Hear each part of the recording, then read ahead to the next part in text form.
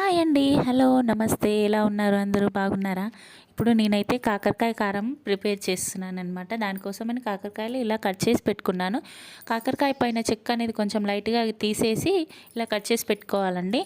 ఒక కడాయి తీసుకొని దానిలో 3, 4 టేబుల్ స్పూన్స్ ఆయిల్ వేసుకోవాలి. ఆయిల్ ఎక్కువగానే పడుతుందండి. కాకరకాయలు మంచిగా ఫ్రై అవ్వాలంటే ఆయిల్ మరింత వేసుకోవాలన్నమాట. కొంచెం ఎక్కువగానే తీసుకుంటున్నాను నేనైతే. ఇలా తీసుకొని ఆయిల్ హీట్ అయ్యాక దానిలో కాకరకాయ ముక్కలు వేసుకుంటున్నాను. ఇలా కాకరకాయ ముక్కలు వేసుకొని వాటిని బాగా కలుపుకొని మంచిగా క్రిస్పీగా అయ్యేంత వరకు వేయించుకోవాలన్నమాట. బ్రౌన్ కలర్ వచ్చేంత వరకు వేయించుకోవాలన్నమాట. వీటిని చూస్తున్నారు కదండి, ఇలా మధ్య మధ్యలో కలుపుతూ బాగా క్రిస్పీగా అయ్యేంత వరకు మంచిగా వేయించుకోవాలి. దానిలో కొంచెం సాల్ట్ కూడా యాడ్ చేసుకోవాలండి. ఆ క్లిప్ మిస్ అయింది. సాల్ట్ వేసుకొని ఇలా వేయించుకోవాలి.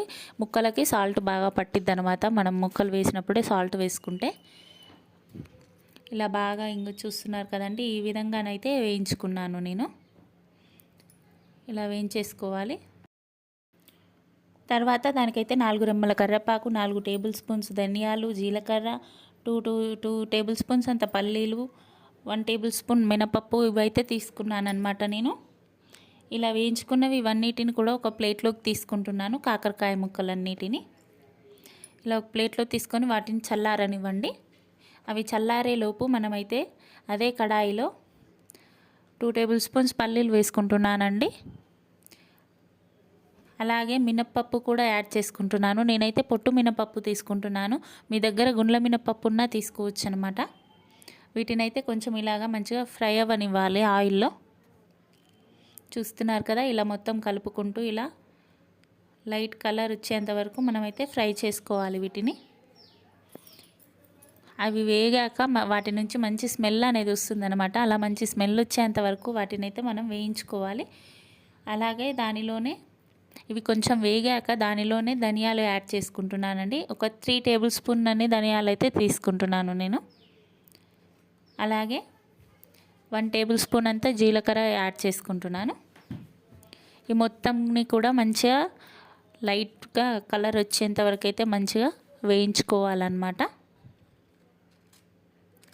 చూస్తున్నారు కదా, ఇలా అయితే నేను వేయించేసుకుంటున్నాను. ఇలా వేయించుకున్నాక దీనినైతే ఒక ప్లేట్లోకి అయితే తీసుకుంటున్నాను. దాన్ని మొత్తాన్ని ఒక ప్లేట్లోకి తీసుకొని అలాగే ఒక 4 రెమ్మల కరివేపాకుని కూడా ఆయిల్లో వేసి మంచిగా క్రిస్పీగా అయ్యేంత వరకు అయితే మంచిగా వేయించుకోవాలన్నమాట. దానిని ఇలా వేయించుకోవాలి. ఇలా వేగిన కరివేపాకుని ఒక ప్లేట్లోకి తీసుకుంటున్నాను అన్నమాట. దీని మొత్తాన్ని కూడా చల్లారనివ్వండి. ఇదంతా కూడా మంచిగా పూర్తిగా చల్లారాలన్నమాట.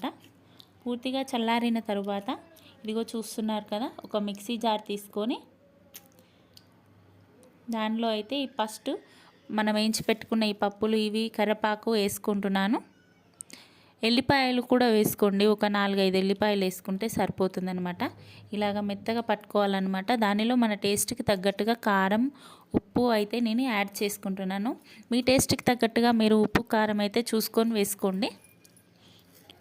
ఇలా వేసుకున్నాక మిక్సీ పట్టేసుకోవాలన్నమాట. మొత్తంని మిక్సీ పట్టుకున్నాక అదే కడాయిలో నేనైతే ఇందాకలా కాకరకాయలు వేయించినప్పుడు కొంచెం ఆయిల్ ఎక్కువ అయితే తీసేసానండి. వేయించిన తర్వాత ఆయిల్ అయితే యాడ్ చేస్తున్నాను అనమాట.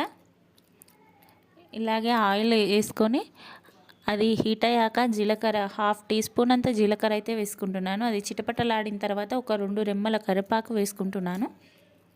అది కూడా మంచిగా క్రిస్పీగా ఒక 1/2 మినిట్ అలా వేయించేసేయండి. ఇలా వేయించిన తర్వాత మనం మిక్సీ పట్టి పెట్టుకున్న పొడి ఉంది కదండి, దానినైతే యాడ్ చేస్తున్నాను అనమాట. అలాగే కాకరకాయ ముక్కలు కూడా ఉన్నాయి కదండి మనం వేయించి పెట్టుకునేవి, వాటిని కూడా యాడ్ చేసుకుంటున్నాను. స్టవ్ ఆఫ్ చేసి మొత్తం కలిపేసుకోవాలండి. ఇదిగో చూస్తున్నారు కదా, కాకరకాయ కారం రెడీ. వీడియో నచ్చినట్లయితే లైక్ చేయండి. Thanks for the watching.